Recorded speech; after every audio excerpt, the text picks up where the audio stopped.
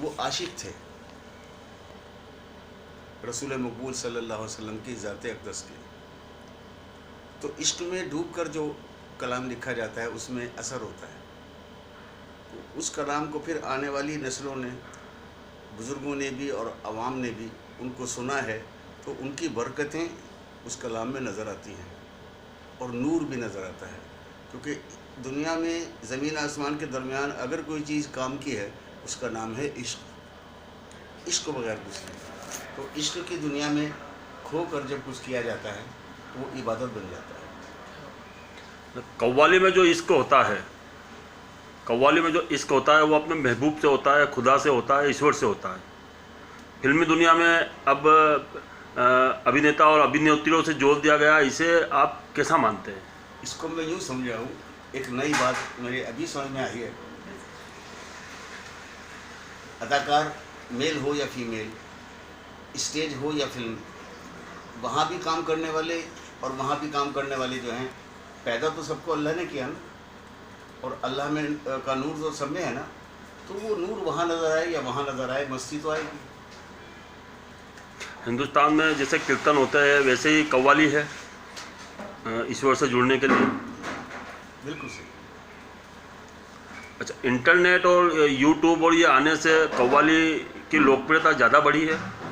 उसमें आसानी ये हो गई है कि यूट्यूब पे सभी लोगों के प्रोग्राम्स, सभी कंपनीज़ के रिकॉर्ड उस पर आ गए हैं और लोगों को तन्हाई में सुनने का ज़्यादा मौका मिल रहा है।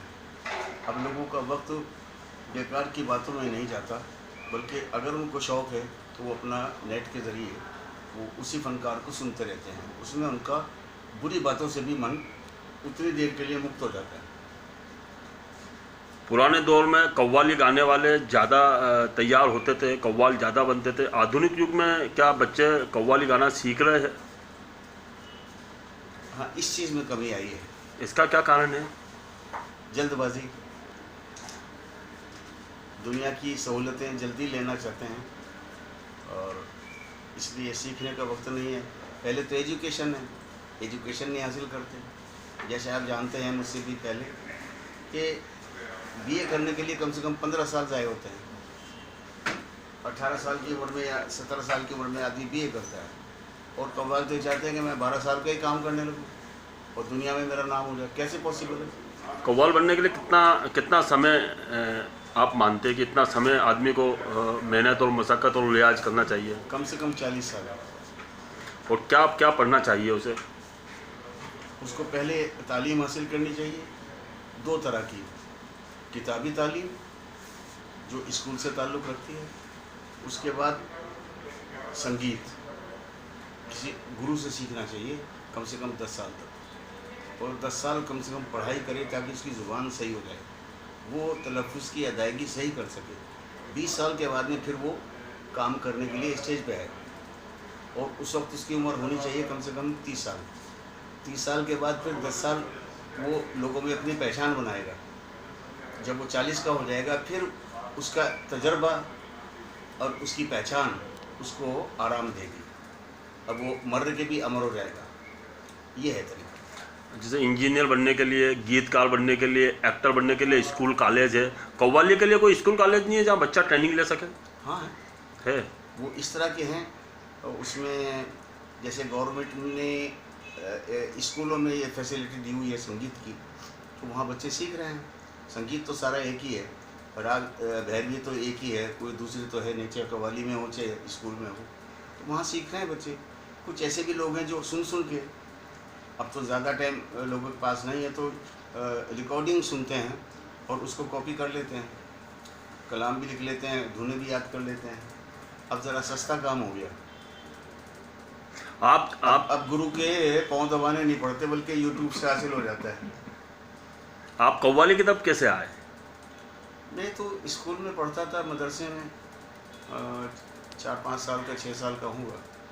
उस वक्त ही हमारे यहाँ जिस गांव में मैं पैदा हुआ, अम्बेटा शरीफ, वहाँ पे दरबार है सैयदना शाह अबुल माली रहमतुल्लाह अलैह का।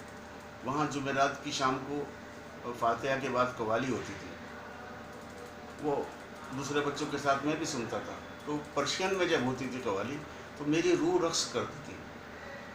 मुझे कुछ होता था, और वहाँ से शौक हो गया। फिर 7 साल की उम्र में मैं दिल्ली आ गया और मैंने बड़ी बड़ी हस्तियों को सुना। शौक़ मुझे बहुत ज़्यादा, मैं आज भी सीखता हूँ, आज भी पढ़ता हूँ, और सीखने की कोई उम्र नहीं होती। इल्म एक ऐसा ख़जाना है जो सारी उम्र भी आदमी हासिल करे तो उसकी गहराई तक नहीं पहुँच पाएगा। तो मैं आज भी पढ़ता हूँ, किताबें भी पढ़ता हूँ, किताबें लिखता भी हूँ, संगीत सीखता भी हूँ, संगीत जो मुझे थोड़ा बहुत आता है बच्चों को सिखाता भी हूँ। लेकिन अफसोस ये है कि शौक़ नहीं है आजकल। अमेरिका और दुबई और आपने कहाँ का कार्यक्रम पेश किया, और वहाँ और यहाँ में सुनने वालों में क्या अंतर महसूस किया आपने? अंतर ये है इसमें कि वहाँ के लोगों को कभी कभी सुनने को मिलता है पाकिस्तानी और हिंदुस्तानी और बांग्लादेश और श्रीलंका के लोग तकरीबन हर जगह हैं, तो उनको जो पता चलता है कि हिंदुस्तान से कोई आया है तो वो बड़े खुश होते हैं। उनका जज्बा अलग होता है। उनके साथ कुछ यूरोपियन लोग भी सुनने आ जाते हैं, क्योंकि रिदम तो उनको भी समझ में आता है, वर्डिंग समझ में नहीं आती। तो वहाँ का जज्बा सुनने का दरअसल में दूसरा है, यानी हमारे हम वतन आ गए, उनको डबल खुशी है, फनकार भी हैं और हमारे देश से आए हैं, तो इसलिए वहाँ ज़्यादा। मैं यूके में भी गया, अफ्रीका भी गया, मिडिल ईस्ट भी, जहाँ जहाँ मुझे गवर्नमेंट ऑफ इंडिया ने भेजा। ICCR एक डिपार्टमेंट है, इंडियन काउंसिल कल्चरल कोऑर्डिनेशन, उसके ज़रिए मुझे जगह जगह भेजा गया। अभी भी जाता हूँ लेकिन कम जाता हूँ। देश में जो माहौल चल रहा है अभी, जातिवाद, आरक्षण, और कव्वाली में अपन देखते हैं कि एक हिंदू मुस्लिम सांप्रदायिक स्वाद का प्रतीक है। क्या कव्वाली हिंदू मुस्लिम सब सुनने आते हैं, बड़े बड़े आयोजन भी करवाते हैं? मुझे अपने लिए कभी महसूस नहीं हुआ ऐसा, और मेरे जितने मुसलमान चाहने वाले हैं वो उससे कहीं ज़्यादा हिंदू भाई हैं, और जितना मान सम्मान मुझे मुसलमान प्यार से देते हैं उतना हिंदू भाई देते हैं। मेरे ताल्लुकात बिल्कुल घरेलू 40-40 साल हो गए हैं, कोई जानता ही नहीं है कि ये किस मज़हब के हैं, किस अकीदे के हैं। हमारे यहाँ तो ऐसी कोई चीज़ है नहीं। जो चिश्तिया घराना, कादरी घराना, सोरादिया घराना, यहाँ पहले कव्वाली के ट्रेनिंग दी जाती थी, अभी भी दी जा रही है क्या? देखिए, ये 50-60 साल में जो रिवायती चीज़ें पहले थी उनमें तो बहुत बदलाव आ गया हर जगह। मैं ज़्यादा कुछ नहीं कहूँगा, लेकिन आज से तकरीबन 50 साल पहले जो खानकाहों में दरसो तदरीस का सिलसिला था वो बिल्कुल ख़त्म है, और ख्वाहिशों ने सारा माहौल बदल दिया। अब मैं एक जगह का नाम नहीं लूँगा, ना किसी फिरके का नाम लूँगा। जी, सही बात है। लेकिन मैं एक जुमले में 1 लाख बातें कह रहा हूँ। वो पीरी मुरीदी हो या कव्वाली हो या कोई भी ऐसी चीज़ जिससे दूसरों को दर्स मिलता हो, वहाँ पे ख्वाहिशें इस कदर लोगों के दिल में मोजज़न हो गई कि उसका मेयार ही ख़त्म हो गया। बल्कि मेरे जैसा आदमी तब खामोश रहता है, चुप रहता है, क्योंकि इन आँखों ने मैंने उन सूफी संतों को देखा है जिनके देखने से आदमी स्वर्ग में चला जाता है। मैंने ऐसे ऐसे ऊंचे ख्यालात के लोग, जिसे सही माना में संत कहते हैं, जिसे सही माना में सूफ़ी कहते हैं, मैंने ऐसे लोगों के दीदार भी किए और मैं उनकी खिदमत में भी रहा हूँ। तो हैं, हर दौर में रहेंगे, आज भी हैं, लेकिन जहाँ तक नज़र डालते हैं तो थोड़ा मैदान खाली नज़र आता है। ठीक, शुक्रिया साहब।